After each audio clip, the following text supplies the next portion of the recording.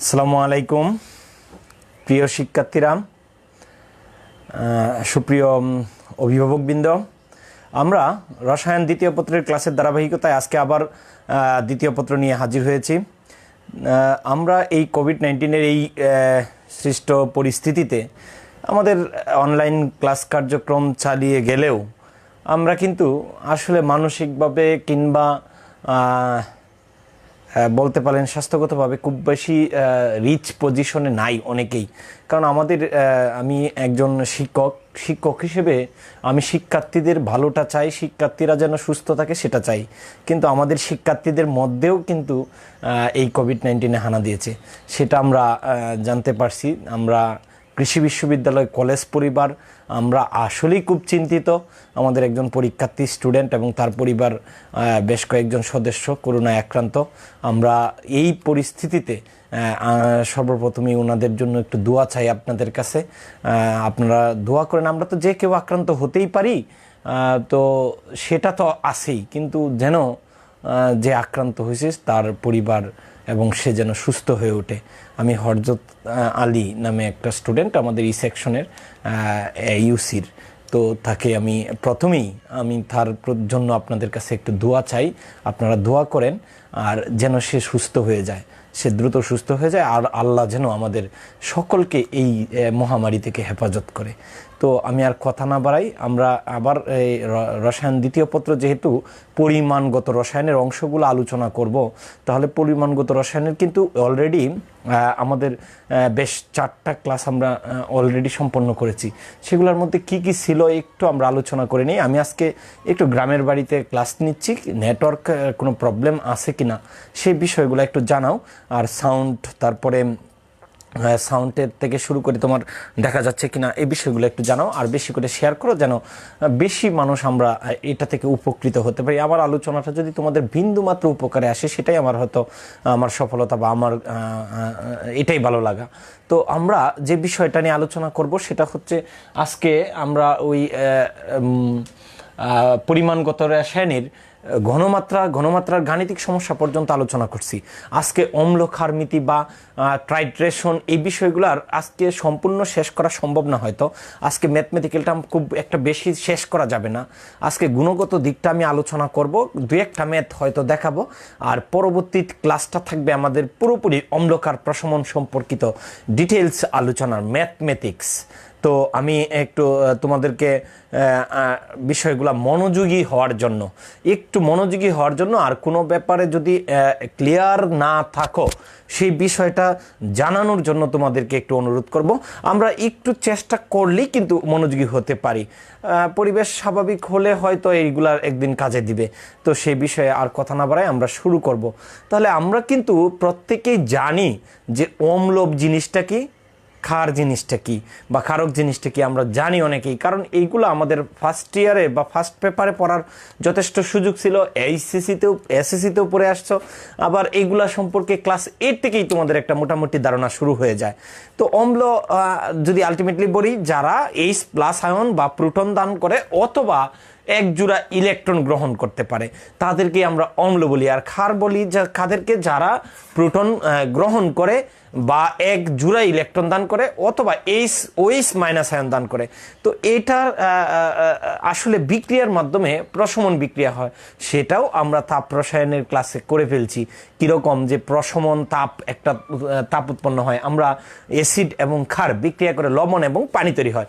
এই লবণ এবং পানি তৈরির সময় কিছুটা তাপ উৎপন্ন হয়, এই তাপটাকেই প্রশমন তাপ বলে। এই প্রশমন তাপ স্থির থাকে কেন স্থির থাকে? ওই যে 2টা কারণে। একটা হলো যে তোমার ওই যে H+ এবং OH- নিজেদের মধ্যে যুগ্ম সৃষ্ট হয়ে এক মোল পানি গঠন করে। আর একটা কথা হলো, এই পানির তাপের উৎপন্ন হওয়ার উপর অন্যান্য ক্যাটায়ন বা অ্যানায়নের কোনো প্রভাব থাকে না, যে কারণে কিন্তু আমরা এই প্রশমন তাপ ধ্রুবক থাকে। আমাদের এইগুলা না, আমাদের আজকে প্রশমন সম্পর্কিত, প্রশমন বিক্রিয়া সম্পর্কিত ধারণা সম্পর্কে আমরা তোমাদেরকে ধারণা দেওয়ার চেষ্টা করব। তো আসো প্রথমেই আমরা অ্যাসিড কাদেরকে, আমরা এখানে আরো সহজভাবে শুধুমাত্র আর্হেনিয়াসের ধারণাটা তোমাদেরকে শেয়ার করি, যে যারা H+ আয়ন দান করে তাদেরকে অম্ল বলা হয়, আর যারা OH- আয়ন দান করে তাদেরকে ক্ষার বলা হয়।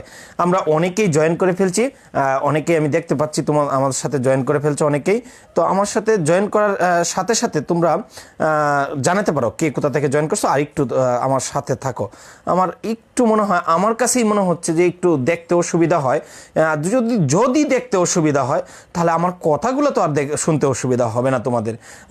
All clear, just see fine, all clear, all clear, all clear. হ্যাঁ, আসসালামু আলাইকুম। ওয়ালাইকুম আসসালাম। হ্যাঁ, তোমাদের আমি আর সময় নষ্ট করতে চাই না, আমি এখন সরাসরি ক্লাসে চলে যাব।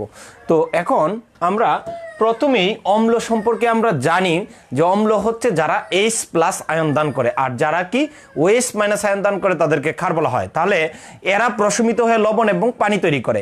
তাহলে এই ক্ষেত্রে যদি একটা আমরা ঘনমাত্রা গত দিন শিখছিলাম, একটা পদার্থের যদি ঘনমাত্রা জানা থাকে আর একটা যদি জানা না থাকে, তাহলে কতটুকু পরিমাণ বিক্রিয়া করে, বিক্রিয়া করার পরে কতটুকু উৎপাদ তৈরি করে, সেই বিষয়টা যদি আমাদের নির্ণয় করতে পারি, তাহলে কিন্তু অজানা পদার্থের ঘনমাত্রা জানতে পারবো। সেটাই হচ্ছে ট্রাইট্রেশন। আমরা প্রথমেই ট্রাইট্রেশন বা অনুমাপন সম্পর্কে জানবো। তোমরা সেকেন্ড পার্টের প্র্যাকটিক্যালে এটা করবা, আর প্র্যাকটিক্যালে যেহেতু সেকেন্ড পার্ট শুরুই করতে পারি নাই তোমাদের, যারা পরীক্ষার্থী আছো তারা হয়তো খুব ট্রাইট্রেশনটা ভালোভাবে বুঝো, তাদের জন্য আমি একটু বলি। আমরা ধরো এখানে একটা পদার্থ আমরা নিলাম, এখানে একটু লক্ষ্য করো, একটু এখানে হাইড্রোক্লোরিক অ্যাসিড আর এখানে সোডিয়াম হাইড্রোক্সাইড। আমরা কিন্তু এখানে জানি যে হাইড্রোক্লোরিক অ্যাসিডটা একটা হচ্ছে অ্যাসিড আর সোডিয়াম হাইড্রোক্সাইডটা একটা ক্ষার। তাহলে এখানে একটু লক্ষ্য করো, যদি হাইড্রোক্লোরিক অ্যাসিডের দিকে একটু লক্ষ্য করি, হাইড্রোক্লোরিক অ্যাসিডের মধ্যে 20 ml হাইড্রোক্লোরিক অ্যাসিড, ঘনমাত্রা হচ্ছে 0.2 মোলার। তাহলে এখানে 0.2 মোলার মানে ঘনমাত্রাটা জানা আছে, হাইড্রোক্লোরিক অ্যাসিডের ঘনমাত্রা জানা আছে, পরিমাণও জানা আছে। এটাকে প্রশমিত করার জন্য, মানে এটার সমস্তটাকে বিক্রিয়া করানোর জন্য সোডিয়াম হাইড্রোক্সাইড নিলাম। সোডিয়াম হাইড্রোক্সাইড কতটুকু নিলাম? 30 ml। এখানে সোডিয়াম হাইড্রোক্সাইডের কোনো কিছু জানা নাই, ঘনমাত্রা জানা নাই। তাহলে এই দুইটার বিক্রিয়ার মাধ্যমে আমরা এটার ঘনমাত্রা নির্ণয় করতে পারবো। এই পদ্ধতিটাকেই ট্রাইট্রেশন বলা হয়। তাহলে আমাদের অম্লকার প্রশমন সম্পর্কে জানার জন্য প্রথমে যে বিষয়টা জানতে হবে, অনুমাপন বা ট্রাইট্রেশন বিষয়টা কি। তাহলে অনুমাপন বা ট্রাইট্রেশনটা হচ্ছে, আমি একটু লিখে রাখছি সংজ্ঞাটা, উপযুক্ত নির্দেশকের উপস্থিতিতে জানা ঘনমাত্রার দ্রবণের সাহায্যে অজানা ঘনমাত্রার দ্রবণের ঘনমাত্রা নির্ণয়ের পদ্ধতিকেই অনুমাপন বা ট্রাইট্রেশন বলে। এটার জন্য আমরা যেহেতু একেবারেই প্র্যাকটিক্যালটা করি নাই, যারা ফার্স্ট ইয়ারে ছিল তাদের জন্য একটু আমি শুধু এই পদ্ধতিটা শেয়ার করব। ধরো এখানে একটা বুরেট নিব। বুরেট মানে কি? একটা লম্বা কাঁচনল, তোমরা হয়তো এতে দেখছো, লম্বা কাঁচনল স্ট্যান্ডের মধ্যে আটকানো থাকে, এরকম একটা লম্বা কাঁচনল নিলাম। তো কাঁচনল নেওয়ার পরে এইখানে কাঁচনলটার মধ্যে জানা ঘনমাত্রা দ্রবণটা নিলাম। ধরো এখানে হাইড্রোক্লোরিক অ্যাসিড আছে, তাহলে হাইড্রোক্লোরিক অ্যাসিডটা এখানে নিলাম। আর একটা কনিক্যাল প্লাক্স, এরকম ঘাড়ওয়ালা প্লাক্স নিব, এটাকে বলা হয় কনিক্যাল প্লাক্স। আর কনিক্যাল প্লাক্সের মধ্যে কি নিব? সোডিয়াম হাইড্রোক্সাইড নিব। তাহলে হাইড্রোক্সাইড নিয়ে এখানে একটা নির্দেশক দিব, তীব্র অ্যাসিড তীব্রকার। এই ক্ষেত্রে নির্দেশক যে কোনোটাই দিতে পারি। এখন প্রশ্ন হতে পারে, স্যার নির্দেশক কোনগুলা? নির্দেশক জিনিসটা কি? যদি তোমাদের এখানে যেহেতু নির্দেশকের উপস্থিতি কথাটা বলছি, তাহলে নির্দেশকটা এখানে জানি নেই, তবে কোন বিক্রিয়ার ক্ষেত্রে কোন নির্দেশক উপযুক্ত এই বিষয়টা আমরা একটা পুরা ক্লাস এটার জন্য রাখবো। নির্দেশকের উপযুক্ততা, নির্দেশকের ক্রিয়া কৌশল, এটা নিয়ে আমরা পুরো একটা ক্লাস করব। এটা আমি পরে আলোচনা করব, শুধুমাত্র নির্দেশকের বিষয়টা নিয়ে আলোচনা করি। নির্দেশক হচ্ছে নির্দেশনা দেয় যে একটা পদার্থ তোমাকে টেস্ট টিউবে দিলাম, দিয়ে বললাম এটা অম্ল না ক্ষার, তাহলে এটাকে খালি হাতে স্পর্শ করা বিপজ্জনক, বা এটা যে কোনো ধরনের অনুমানের উপর ভিত্তি করে তুমি কখনো এটার কারেক্ট আনসার দিতে পারবা না। তাহলে অনুমানের উপর ভিত্তি করে যেহেতু দেওয়া যাবে না, তাহলে তোমাকে অবশ্যই এটা নিয়ে কি করতে হবে? পরীক্ষা করতে হবে। তাহলে এটাকে তুমি যদি পড়ছো, অ্যাসিডের মধ্যে পরীক্ষা করো, তাহলে নীল লিটমাস দিবা লাল হয়ে যাবে, লাল লিটমাস দিবা নীল হয়ে যাবে ক্ষারের মধ্যে। তাহলে এই যে লিটমাস পেপার, সেটাও একটা নির্দেশক। বর্তমানে পিএইচ সম্পর্কে তোমাদের ফার্স্ট পেপারে ধারণা দিছি। পিএইচ নির্ণয় করেও আমরা কিন্তু বিক্রিয়ার নির্দেশনা দিতে পারি। বিক্রিয়াটা কি অম্লীয় না ক্ষারীয় সেই পদার্থটা, সেটা সম্পর্কে ধারণা দিতে পারি। তার মানে পিএইচও একটা নির্দেশক। আবার আমরা যে বিক্রিয়ার নির্দেশকগুলো ব্যবহার করি, এইগুলোর মধ্যে আছে মিথাইল অরেঞ্জ, মিথিলিন ব্লু, ফেনপতালিন, তারপরে আছে স্টার্চ, তারপরে থাইমল ব্লু, তারপরে এইগুলা ভিন্ন ভিন্ন নির্দেশক আছে। তার মানে যে সকল পদার্থ বিক্রিয়ার সমাপ্তি বিন্দুতে, মানে শেষ বিন্দুতে বর্ণ পরিবর্তন করে শেষ বিন্দু নির্ণয়ে সহায়তা করে, তাদেরকেই আমরা নির্দেশক বলতে পারি। অথবা কেউ যদি আরো সহজ করে বলো, যে সকল পদার্থ দ্বারা অম্লকার সম্পর্কে নির্দেশনা পাওয়া যায়, তাদেরকেও কি বলা হয়? নির্দেশক বলা হয়। তাহলে আমরা নির্দেশক সম্পর্কে জানলাম। তাহলে এই নির্দেশক আমরা সোডিয়াম হাইড্রোক্সাইডের মধ্যে ধরো মিথাইল অরেঞ্জ ব্যবহার করব। তাহলে মিথাইল অরেঞ্জ যদি ব্যবহার করি, নরমালি এখানে মিথাইল ধরো সোডিয়াম হাইড্রোক্সাইড নিলাম কত ml? 10 ml। আর সোডিয়াম হাইড্রোক্সাইডের ঘনমাত্রা জানা নাই। একটু মনোযোগ দাও। এখানে কি করলাম? একটা বুরেট নিলাম। বুরেট মানে কি? এরকম লম্বা কাঁচনল বিশেষ, দাগাঙ্কিত কাঁচনল বিশেষ। আর এখানে একটা কি নিলাম? কনিক্যাল প্লাক্স। কনিক্যাল প্লাক্স নিয়ে এই কনিক্যাল প্লাক্সের মধ্যে কি নিলাম? Sodium hydroxide. তাহলে সোডিয়াম হাইড্রোক্সাইড কতটুকু নিলাম? 10 ml। সোডিয়াম হাইড্রোক্সাইডের ঘনমাত্রা জানি না, তার মধ্যে মিথাইল অরেঞ্জ নিলাম। তাহলে ক্ষারীয় দ্রবণে মিথাইল অরেঞ্জ বর্ণটা হয়ে যায় এরকম, এই যে বোর্ডের বর্ণটা হলুদ, হালকা হলুদ বর্ণ হয়ে যায়। তো এখান থেকে আমরা 0 দাগ পর্যন্ত হাইড্রোক্লোরিক অ্যাসিড পূর্ণ করে এখানে ওই চাবি থাকে একটা, এখানে চাবি দিয়ে বাম হাতে ধরে ডান হাতে এরকম সুন্দর করে ফুটায় ফুটায় যোগ করতে থাকলাম। এখানে বর্ণটা যতক্ষণ না 1 ফুটার জন্য দেখা যাবে যে এই হলুদ বর্ণটা এই হাইড্রোক্লোরিক অ্যাসিডের জন্য গোলাপি হয়ে যাবে। তাহলে গোলাপি যখনই হয়ে যাবে তখনই যুক্ত করা বন্ধ করে দিলাম। সাপোজ এটার পরিমাণ হাইড্রোক্লোরিক অ্যাসিড কতটুকু লাগলো? 0 থেকে এখানে ধরো 12 দাগ পর্যন্ত আসলো। তাহলে এটার পরিমাণ লাগলো কত ml? 12 ml। তার মানে অ্যাসিডের আয়তন জানা আছে, অ্যাসিডটার ঘনমাত্রা ধরো দেওয়া আছে কত? 0.2 মোলার। তাহলে এখানে ক্ষার দ্রবণটার আয়তন তো আমরা জানা আছে, কিন্তু ক্ষার দ্রবণটার ঘনমাত্রা আমরা জানি না। তাহলে এটা থেকে ঘনমাত্রা নির্ণয় করতে পারি কিভাবে? সেটা ঘনমাত্রা নির্ণয় করতে পারি। এখানে বিক্রিয়াটা আমরা দেখতে পারি। তাহলে বিক্রিয়াটা কি দেখব? হাইড্রোক্লোরিক অ্যাসিড, আশা করছি দেখা যাচ্ছে। হ্যাঁ, একটু আজকে ফোকাসটাকে ঠিক রাখার জন্য আমি একটু সহযোগিতা চাইবো। তাহলে হাইড্রোক্লোরিক অ্যাসিড এবং কি সাথে কি দিব বলো দেখি? Sodium hydroxide. তাহলে রিঅ্যাকশনটা কি হচ্ছে? সোডিয়াম হাইড্রোক্সাইড রিঅ্যাকশনটা হচ্ছে কি এরকম, সোডিয়াম ক্লোরাইড আর হচ্ছে পানি। তাহলে একটু লক্ষ্য করো, অটোমেটিক্যালি সমতা হয়ে গেছে। যদি সমতা না থাকে তাহলে সমতা করে নিতে হবে। তাহলে এটা সমতা যদি হয়ে থাকে, তাহলে 1 মোল অ্যাসিড 1 মোল ক্ষারের সাথে বিক্রিয়া করতেছে। তার মানে 1 মোল হাইড্রোক্লোরিক অ্যাসিড সমতুল হচ্ছে কত? 1 মোল সোডিয়াম হাইড্রোক্সাইড। তাহলে এভাবে আমরা 1 মোলের সাথে 1 মোল বিক্রিয়া করলো। তাহলে আমরা কিন্তু সূত্র শিখছিলাম N ইকুয়াল টু বা C ইকুয়াল টু N/B। তাহলে N ইকুয়াল টু কি? CB। তাহলে এখানে অত এস দিয়ে প্রকাশ করলে আমরা প্রথম N ইকুয়াল টু SB, অর্থাৎ কি কোন দ্রবণের মোল সংখ্যা বের করতে হলে কি করতে হবে? ঘনমাত্রা এবং আয়তন গুণিতক করতে হবে। তাহলে অ্যাসিডের আয়তনকে ধরলাম ধরো BA। BA মানে হচ্ছে অ্যাসিডের আয়তন, তো ভলিউম অফ অ্যাসিড। আর SA অ্যাসিডের মোল সংখ্যা ডিভাইডেড বাই নিচে দিলাম ক্ষার। ক্ষার মানে হচ্ছে BB, তার মানে হচ্ছে আয়তন, ক্ষার বেসের আয়তন। আর SB, বিটা হচ্ছে কি ক্ষারের ঘনমাত্রা, সমান কি হবে? এটা ক্ষার মূল সংখ্যা দিলাম, SB মানে ক্ষার মূল সংখ্যা, এটা হলো অ্যাসিডের মূল সংখ্যা। তাহলে অ্যাসিডের মূল সংখ্যা আমরা এ দ্বারা প্রকাশ করলাম। আর S ইন্টু B মানে হচ্ছে ক্ষারের মূল সংখ্যা, তাহলে B দ্বারা প্রকাশ করলাম। এটাই হলো টাইট্রেশনের মূলনীতির সূত্র। তাহলে এইখান থেকেই কিন্তু আমরা ওই ঘনমাত্রাটা নির্ণয় করতে পারি। আসলে যদি এই মুহূর্তে জয়েন করো তাদের জন্য একটু আমার বলা, টাইট্রেশন জিনিসটা কি? উপযুক্ত নির্দেশক ব্যবহার করে জানা ঘনমাত্রার অ্যাসিড বা ক্ষারের মাধ্যমে অজানা ঘনমাত্রার অ্যাসিড বা ক্ষারের ঘনমাত্রা নির্ণয়ের পদ্ধতি কি? টাইট্রেশন বলা হয়। শুধু কি অ্যাসিড ক্ষার না, টাইট্রেশন অনেক ধরনের হতে পারে, জটিল মাত্রিক টাইট্রেশন আছে, তারপরে অম্লকার টাইট্রেশনটা আমরা শুধু পড়তেছি আপাতত। তাহলে আসো এখানে আমরা এই বিষয়টা সম্পর্কে একটু ধারণা নিয়ে নিছি যে টাইট্রেশন জিনিসটা কি, টাইট্রেশনের মূলনীতি কি। টাইট্রেশন যদি মূলনীতি যদিও পরীক্ষায় আসে না, কিন্তু কেউ যদি মনে করে যে বিষয়টা সম্পর্কে সংশ্লিষ্ট বিষয়টা সম্পর্কে একেবারে সুনির্দিষ্ট ধারণা রাখতে চাও তাহলেও পারো। সেটা কিভাবে, একটু মনোযোগ। আগে টাইট্রেশনের সংজ্ঞা দিবা, সংজ্ঞা দিয়া যে কোনো একটা উদাহরণ টানবা, উদাহরণ টানার পরে লেখবা এরকম কার্যবিধিটা লিখতে পারো এরকম করে যে একটি কনিক্যাল ফ্লাক্সে 10 ml যে পদার্থটা উদাহরণ হিসেবে ব্যবহার পর সোডিয়াম হাইড্রোক্সাইড দ্রবণ নেই, এর ঘনমাত্রা নির্ণয় করতে হবে। বুরেটে রাখা 0.2 মোলার ধরে নিছি আমি, যেটা এটাতেই ব্যাখ্যা দিই, 0.2 মোলার হাইড্রোক্লোরিক অ্যাসিড মজুদ রাখি এবং সোডিয়াম হাইড্রোক্সাইড দ্রবণের সাথে মিথাইল অরেঞ্জ যুক্ত করি। তাহলে মিথাইল অরেঞ্জ যুক্ত করলে হলুদ বর্ণ হয়।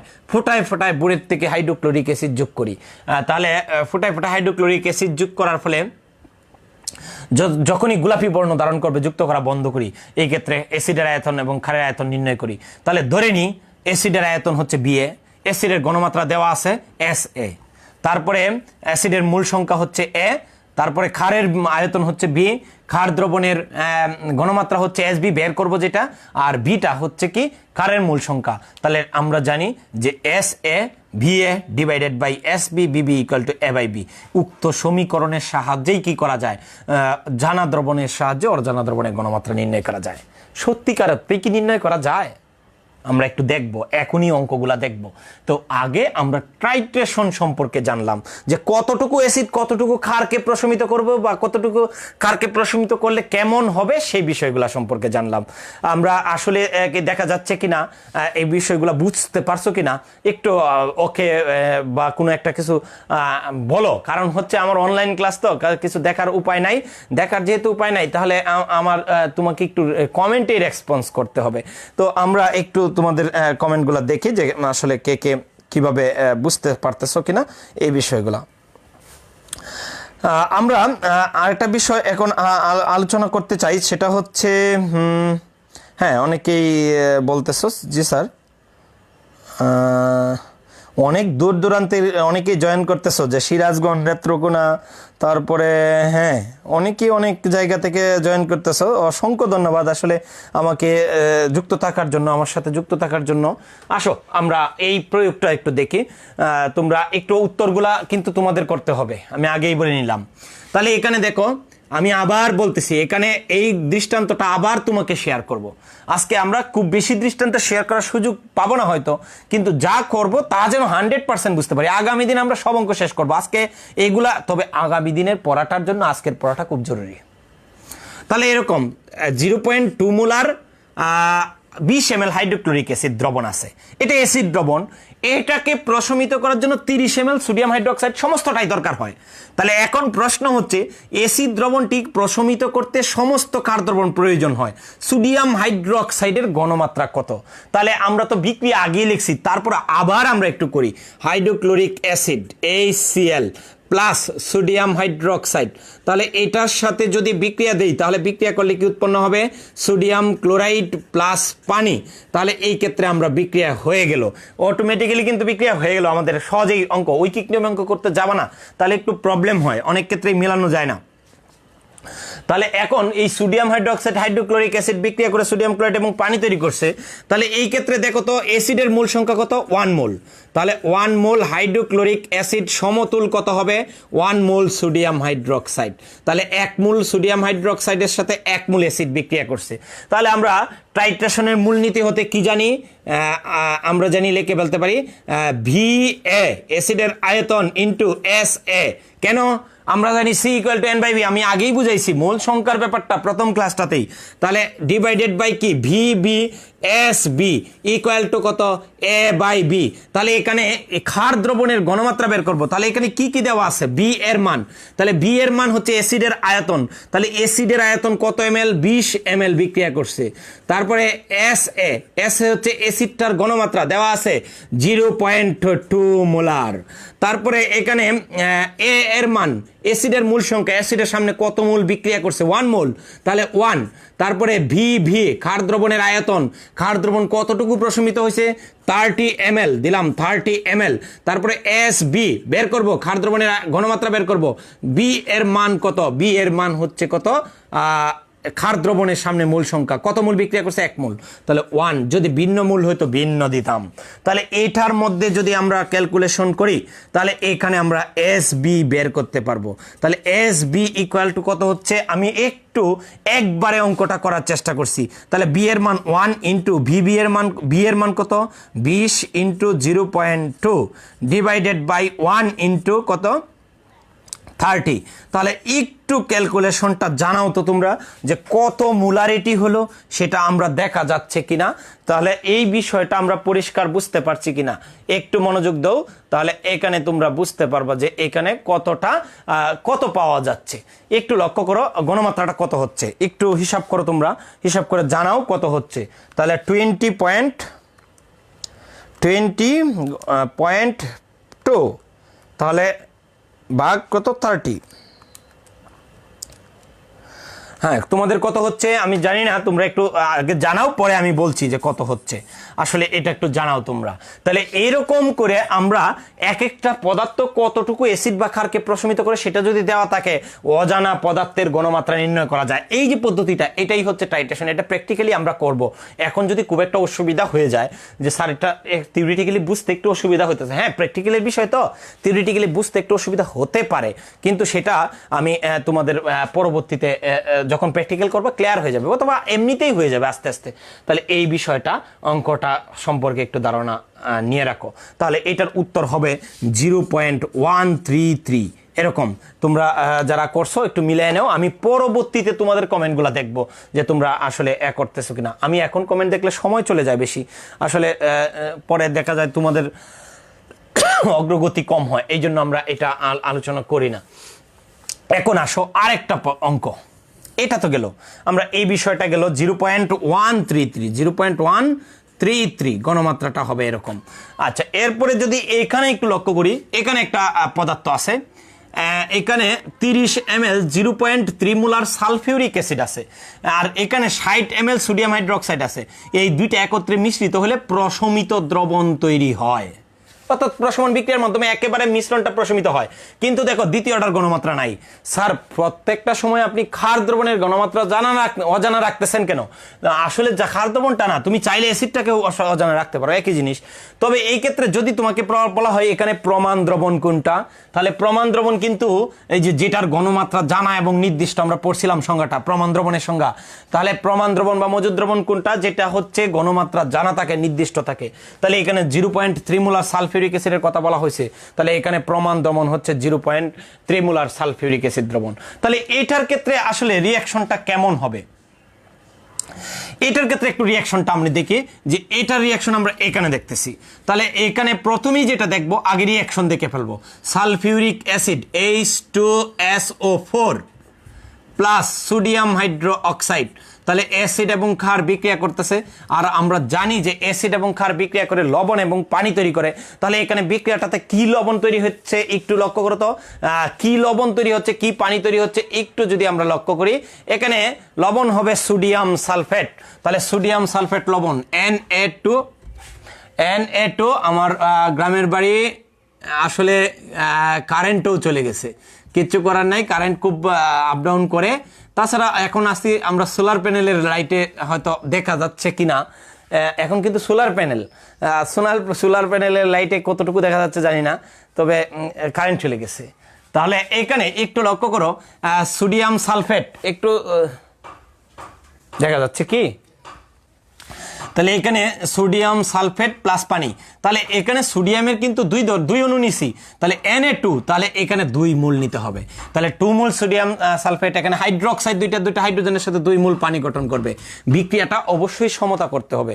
তবে তোমরা এরকম বিক্রিয়া অনেকগুলা না, হ্যাঁ দেখা যাচ্ছে যে বিক্রিয়া যে অনেক, সেরকম না, অনেক না, তুমি বেশ কয়েকটা বিক্রিয়ায় বারবার প্র্যাকটিস করতে করতে হয়ে যাবে। তাহলে এখানে দেখো তো অ্যাসিডের সামনে কত আছে 1 মোল, তাহলে 1 মোল H2SO4 সমতুল হবে কয় মোল সোডিয়াম হাইড্রোক্সাইড, এই ক্ষেত্রে কিন্তু 2 মোল সোডিয়াম হাইড্রোক্সাইড। তাহলে এখানে অন্য অ্যাসিড কার্ড নিলে যত মূল হবে তত হবে। সমতুলটা কিভাবে চিন্তা করব, সামনের সংখ্যাটা সমতুল হচ্ছে সামনের সংখ্যা, যে এটার সামনে 1 আর এটার সামনে কত 2, তাহলে সামনের সংখ্যাটাই হচ্ছে সমতুল। তাহলে এক মূলের সাথে দুই মূল বিক্রিয়া করছে। তাহলে এখানে যদি একটু লক্ষ্য করি আমরা কি লিখতে পারি, সূত্রটা SA into VA divided by SB into VB equal to A by B। তাহলে এখানে মানগুলা একটু প্রুভ করো তোমরা, দেখি তোমরা নিজেরা অনেকেই করে ফেলছো মনে হয়, একটু উত্তরগুলা জানাও। আবার কারেন্ট চলে আসছে। আসলে এখানে SA, তাহলে SA হচ্ছে অ্যাসিডের আয়তন, তাহলে অ্যাসিডটার আয়তন আছে 30 ml ইন্টু VA অ্যাসিডটার ঘনমাত্রা 0.3 মোলার, SB হচ্ছে ক্ষার দ্রবণের ঘনমাত্রা বের করব, SA হচ্ছে কি VB হচ্ছে ক্ষার দ্রবণের আয়তন 60 ml ইকুয়াল টু A হচ্ছে অ্যাসিডের মূল সংখ্যা, অ্যাসিডের সামনে 1, তারপরে B হচ্ছে বেসের মূল সংখ্যা মানে ক্ষারের মূল সংখ্যা 2, তাহলে 2। তাহলে এখান থেকে SBর মান বের করা যাবে কিনা, আমার মনে হয় খুব বেশি কঠিন হবে না। তাহলে এইভাবে আমরা কি করতে পারি, SBর মানটা বের করতে পারি। তাহলে SBর মান এখানে কত হয় সেটা বের করতে। আচ্ছা, এখানে এরকমটা থাকতে পারতো নাকি, যে কখনো মনে করো যে ঘনমাত্রা দেওয়া আছে আয়তন দেওয়া নাই, যে এরকম আমি একটা অঙ্ক তোমাদের জন্য একটু দ্রুত করার জন্য বলতেছি। আগে এটা শেষ করো, আগে এটা শেষ করলে কি হচ্ছে একটু লক্ষ্য করো, এটার পরিমাণটা কত হচ্ছে 30 ইন্টু 0.3 ডিভাইডেড বাই 60 ইন্টু 2, তাহলে 0.3। হ্যাঁ, আমার মনে হয় তোমরা করে ফেলছো। এটার ঘনমাত্রা কত হবে 0.3 মোলার। আচ্ছা, এখন তোমাদের এটা আমরা বারবার বলতেছি যে শুধুমাত্র ঘনমাত্রা বলতেছি আর আয়তন দেওয়া থাকতেছে, এরকম না। তোমাকে একটা যদি এখনই শিক্ষার্থীরা একটু তোমাকে মুখেই বলি, কিছু কিছু অঙ্ক এগুলো নৈবিত্তিকেও আসে, এগুলো মুখেও তোমরা করতে পারো বা হতে পারে, করতে পারবা, আমার মনে হয় অস্বাভাবিক কিছু না। তাহলে এই কাজটা একটু দ্রুত তোমরা করে দেখাও তো দেখি। এরকম একটা দ্রবণ নিলাম আর এখানে একটা দ্রবণ নিলাম, তাহলে এটা নিলাম সেমিমুলার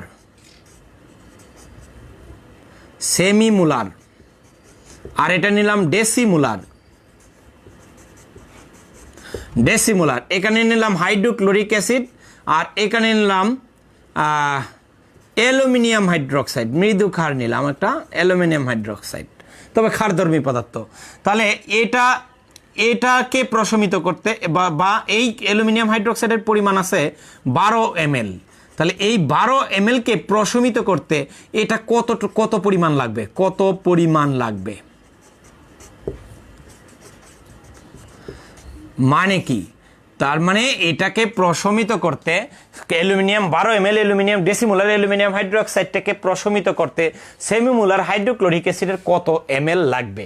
তাহলে দ্রুত একটু জানাও, আমি একটু তোমাদের সাথে চেষ্টা করি তোমাদের চিন্তাগুলোর সাথে আমার চিন্তা মিল আছে কিনা সেই বিষয়গুলো একটু শেয়ার করার চেষ্টা করি। তাহলে এরকম গুড, অনেকেই জানাইছো, হ্যাঁ তন্নিত জানাইছো, তারপরে অনেকেই জানাচ্ছ, অনেকেই আমি কমেন্টগুলো দেখতেছি যে এখন কমেন্ট করতে পারো, আমরা অনেকেই দেখতেছি যে তোমাদের সাথে জয়েন করতেছে। আচ্ছা, এই অঙ্কটা একটু করতে পারছো কিনা এটাও জানাও।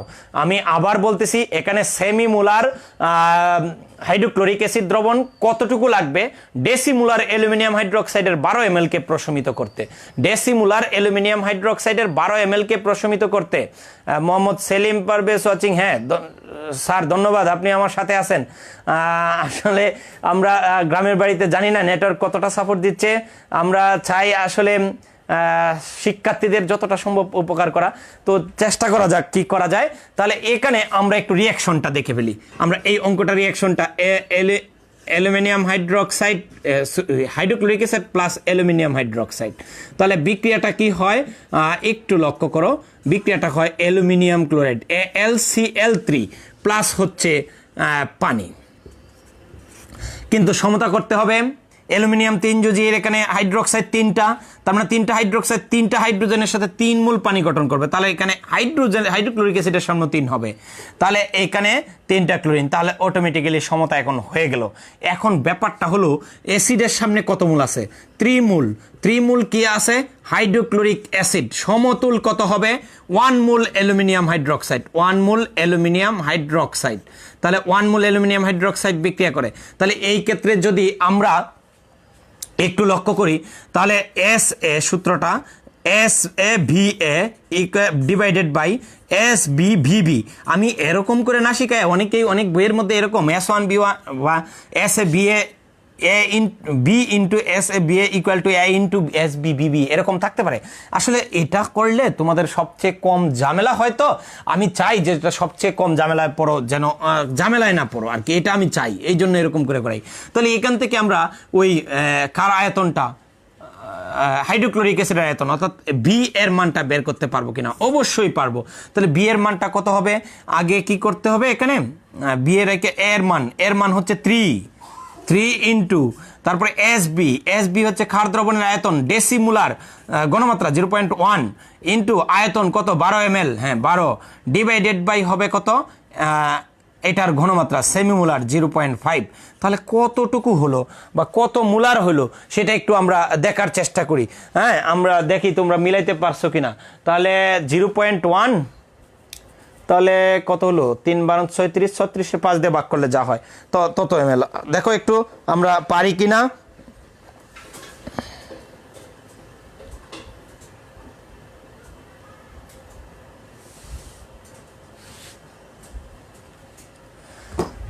একটু দেখো আমরা পারি কিনা বিষয়টা। কত হচ্ছে?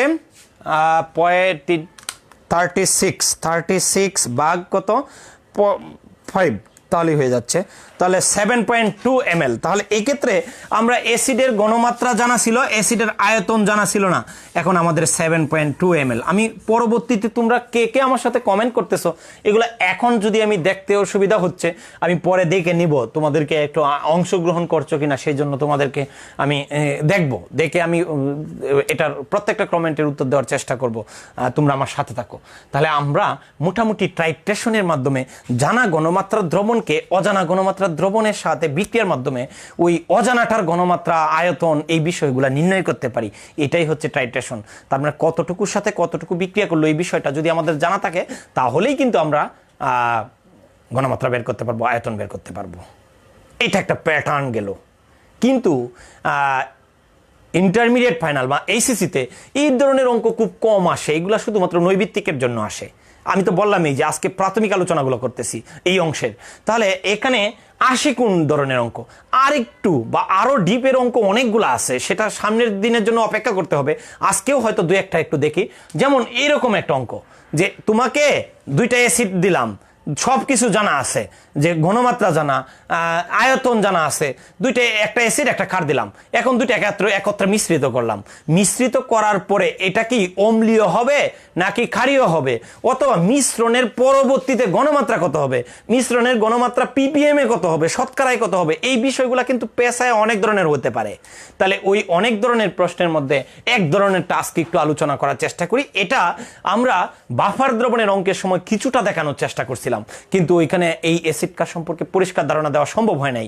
এখানে একটু আমরা দিব, একটু লক্ষ্য করো। আমরা এই কাজটা এখন একটু আলোচনা করব। এই কাজটা একটু দেখো। এখানে 30 ml 0.2 মোলার হাইড্রোক্লোরিক অ্যাসিড আছে। এখানে 30 ml 0.2 মোলার হাইড্রোক্লোরিক অ্যাসিড, আর একটা আছে 40 ml 0.15 মোলার ক্যালসিয়াম হাইড্রোক্সাইড। তাহলে একটা হচ্ছে অ্যাসিড আর একটা হচ্ছে ক্ষার। তাহলে অ্যাসিড এবং ক্ষার বিক্রিয়া করে কিন্তু কি উৎপন্ন করে? লবণ এবং পানি তৈরি করে। তাহলে এই ক্ষেত্রে কিন্তু লবণ এবং পানি তৈরি করলো, কিন্তু প্রথমটার ঘনমাত্রা দেওয়া আছে, পরেরটারও ঘনমাত্রা দেওয়া আছে, আয়তন দেওয়া আছে। এখন প্রশ্ন হচ্ছে এই দুইটার মিশ্রণের প্রকৃতি কেমন হবে? অম্লীয় হবে ক্ষারীয় হবে নাকি নিরপেক্ষ হবে। তার মানে এই দুইটার মিশ্রণটা অম্লীয় হতে পারে, ক্ষারীয় হতে পারে, আবার নিরপেক্ষ হতে পারে। তাহলে কোন ধরনের হবে এটা তোমাদের মধ্যে একটু ধারণা করে নেই যে আসলে কোন ধরনের পদার্থ হবে সেটা বুঝবো কিভাবে। বিক্রিয়া ঘটাবো, বিক্রিয়া ঘটায় আগের মতো হিসাব করব, হিসাব করার সাথে সাথে দেখব মিশ্রণের শেষে বা বিক্রিয়ার শেষে কোনটা অবশিষ্ট থাকে। যদি হাইড্রোক্লোরিক অ্যাসিড অবশিষ্ট থাকে অবশ্যই মিশ্রণটা হবে অ্যাসিডীয়। আমরা আবার বলতেছি কথাটা এরকম, এই দুইটার মধ্যে একসাথে বিক্রিয়া করাবো, বিক্রিয়া করানোর পরে দেখব বিক্রিয়ার শেষে যদি অ্যাসিড থাকে বিক্রিয়া করে প্রশমিত হবে, কোনটা আগে শেষ হয়ে যায় লিমিটিং ব্যাপারটা আসবে, লিমিটিং বিক্রিয়ক হিসেবে আমরা দেখব। তাহলে যদি অ্যাসিডটা শেষ হয়ে যায়, ক্ষারটা থাকে, তাহলে হয়ে যাবে মিশ্রণটা ক্ষারীয়। আর যদি এই ক্ষারটা শেষ হয়ে যায়, অ্যাসিডটা থাকে, তাহলে মিশ্রণটা হয়ে যাবে অম্লীয়। আর যদি দুইটাই শেষ হয়ে যায়, একেবারে কাটায় কাটায় সম্পূর্ণ শেষ হয়ে যায়, তাহলে নিরপেক্ষ দ্রবণ তৈরি হবে। তার মানে আমাকে বিক্রিয়া করে দেখতে হবে কোন পদার্থটা আগে শেষ হয়ে যায় আর কোন পদার্থটা থাকে অবশিষ্ট, অথবা দুইটাই কি শেষ হয়ে যাচ্ছে কিনা। এই টাইপের অঙ্ক বা এর চেয়ে একটু পেজ দেওয়া অঙ্ক আমরা আগামী ক্লাসের জন্য তোমাদেরকে আগে থেকেই আমি তোমাদেরকে ইনভাইট করে রাখলাম। এই বিষয়গুলো নিয়ে আমরা বিস্তারিত আলোচনা করব। তবে আজকে এই বিষয়টা একটু আলোচনা করে এই সূচনাটা করে রাখি যাতে তোমার মাথায় একটু হলো নখ দেয়। তাহলে এখানে আগে দেখতে হবে দুইটার গণমাত্রা। সবার আগে আমি অনেক টেকনিক আছে, এটার অঙ্কটা করার অনেক টেকনিক আছে। মূল সংখ্যা বের করা যায় গণমাত্রাকে সমতুল্যতা দিয়ে প্রকাশ করে। আমি যেহেতু বাফার দ্রবণে তোমাদেরকে সমতুল্য দ্রবণ বানায় তোমাদেরকে অঙ্ক করাইছি, তাহলে আমি ওই পদ্ধতিটাই ফলো করার চেষ্টা করব। তবে এই ক্ষেত্রে আবার বলে দিচ্ছি, এটার একাধিক নিয়ম থাকতে পারে, তুমি সবগুলা শিখে রাখবা, এটা হলো আমার পরামর্শ। কিন্তু তুমি যেটা সহজ লাগে সেটাই ইমপ্লিমেন্ট করবা, সেটাই তুমি প্রয়োগ করবা, অ্যাপ্লিকেশন করবা সেটাই। কিন্তু তোমার সব ধরনের নিয়ম জানা থাকলে কি অন্যজনের একটা অঙ্ক দেখে তোমার কখনো ঘাবড়ে যাবে না যে আমি তো এই বিষয়টা পারি না। এই না পারাটাই কিন্তু মানসিক শক্তি হ্রাস করার যথেষ্ট কারণ আছে। তাহলে একটু লক্ষ্য করো, এখানে হাইড্রোক্লোরিক অ্যাসিড এখানে 30 ml আছে, তাহলে এটাকে আগে গণমাত্রা 1 করে নিব। তাহলে প্রথমে সমতুল্য দ্রবণ বানায় নিব, 30 ml 0.2 মোলার হাইড্রোক্লোরিক অ্যাসিড। সমতুল মানে এটাকে মোলার দ্রবণ বানাবো, আর মোলার দ্রবণ বানাইতে হলে গণমাত্রার সাথে আয়তন গুণ করতে হয়। আমরা জানি যে গণমাত্রার সাথে আয়তনের সম্পর্কটা ব্যস্তানুপাতিক। তাহলে এই 0.2 রে 1 বানাইতে 0.2 দিয়ে ভাগ করতে হবে, সেটাকে ভাগ করার জন্য এখানে সব দ্রবণের আয়তনের সাথে গুণ করতে হবে। তার মানে 30 × 0.2 এত মিলিলিটার, আর দ্রবণটা হয়ে যাবে কত 1 মোলার হাইড্রোক্লোরিক অ্যাসিড দ্রবণ।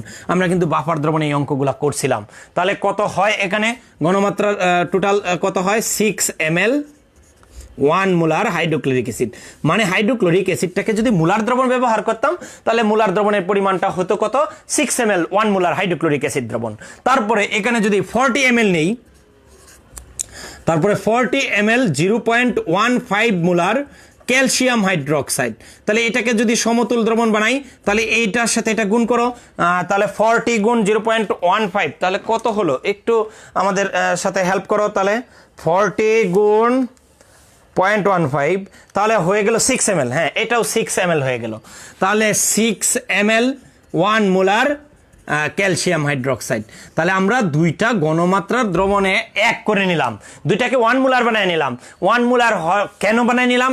একই রকম হলে তুলনা করতে সুবিধা হবে, কোনটা অবশিষ্ট থাকে এটার জন্য তো আমার তুলনা করতে হবে। তাহলে অনেকেই শুরুতেই যেটা করে এটাও 6 এটাও 6, স্যার তাহলে তো সমান সমান, তাহলে মিশ্রণ নিরপেক্ষ না। আমরা গণমাত্রা 1 করে নিলে যে বিক্রিয়া শেষ হয়ে গেল, সমান হয়ে গেলেই শেষ হয়ে গেল এরকম না, বিক্রিয়াও দেখতে হবে। এখন আমরা বিক্রিয়াটা দেখি, hydrochloric acid plus calcium hydroxide বিক্রিয়া করালাম। তাহলে বিক্রিয়া করলে কি হলো একটু লক্ষ্য করো, ক্যালসিয়াম ক্লোরাইড CaCl2 প্লাস পানি। তাহলে এইখানে একটা হচ্ছে এক ক্ষারীয় অম্ল আর একটা হচ্ছে দ্বি অম্লীয় ক্ষার, অর্থাৎ কি এটার মধ্যে OH দুইটা আর এটার মধ্যে H একটা, তার মানে এখানে H দুইটা লাগবে, দুইটা OH এর সাথে 2 মোল পানি গঠন করবে। তাহলে এখানে ক্লোরিন দুইটা, তাহলে ক্যালসিয়াম দুইটা ক্লোরিন দুইটা মিলে গেছে, তাহলে অটোমেটিক্যালি সমতা আছে। একটু লক্ষ্য করো অ্যাসিডের সামনে কয় মোল আছে, 2 মোল হাইড্রোক্লোরিক অ্যাসিড সমতুল 1 মোল ক্যালসিয়াম হাইড্রোক্সাইড। তার মানে এইভাবে আমরা 2 মোল হাইড্রোক্লোরিক অ্যাসিড এবং 1 মোল ক্যালসিয়াম হাইড্রোক্সাইডের সাথে বিক্রিয়া করে তুলনাটা, মূল সংখ্যার তুলনাটা জেনে নিলাম। এখন মূল সংখ্যার তুলনার পরে থেকে পরের বিষয়টা একটু লক্ষ্য করো, আয়তনের সাথে সম্পর্কিত সমীকরণ লিখবো, আয়তন লিখবো। কারণ কি, একই দ্রবণের মানে সমমূলার দ্রবণের আয়তনের অনুপাত যা, ঘনমাত্রার অনুপাত মূল সংখ্যার অনুপাত তাই হবে। ঠিক আছে, তাহলে মোলারিটি যেহেতু সমমূলার করেই নিছি আগেই, তাহলে আমরা তুলনা করতে পারি।